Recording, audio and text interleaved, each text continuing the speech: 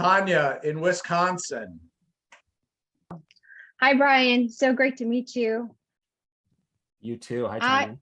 I have a question. So, Willing to Fail, your book. I know you've described a lot of what success looks like today. How do you approach a failure today in your business, and how do you convey that failure, or how do you communicate that to your team?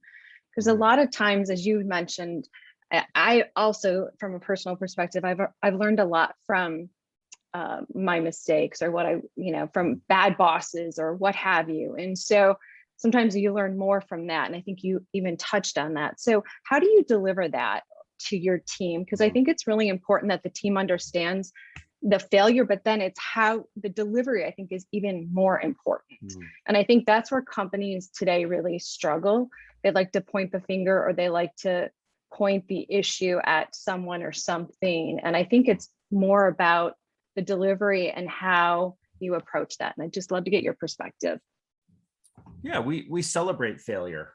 We have a wall in our office called the WTF wall with different things on it that have to do with failures.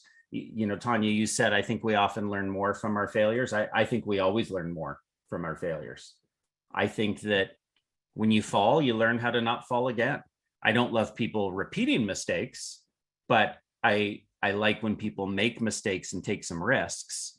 When we wrote WTF, my co-author, Roy Williams, the Wizard of Ads, he's known as, and nobody sold more radio and created more radio than this guy, is his claim to fame. And when we wrote the book, I remember, as a branding guy who's created Wow One Day Painting or Shack Shine, I start with the name. And Roy said, no, you write a book, then the name jumps out. And so I had to trust him. He's written more books than anyone I know. And at the end, this concept of WTF jumped out because I looked at my story and I went, wow, I had a little success and then a failure, success and then failure. And it kept on happening. But every failure, whether it's me firing my entire company and 5 years into the business, 11 employees, those failures taught me something.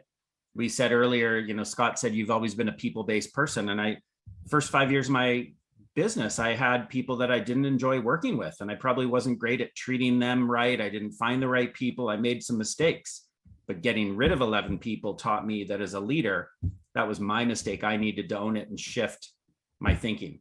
So failure is, first of all, as a CEO and leader, a founder, I tell my stories of failure proudly.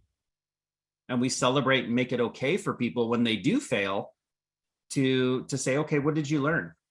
So when I fail today, and it could be a personal failure, a business failure, I pull out a sheet of paper and I write what's at least one thing that can come from that failure that is a great opportunity, a great possibility. When we tried to do you know how many times we tried to get on Ellen before actually getting on? We could have given up, but we kept on chasing it, learned how to tweak and make it happen. So failure is a gift. If you're willing to unwrap it and take the learnings and say, what do I do moving forward? People are scared of failure, and they shouldn't be. They should be proud of it and own it and say, hey, I messed up, but look where it got me. Great response. Thank you.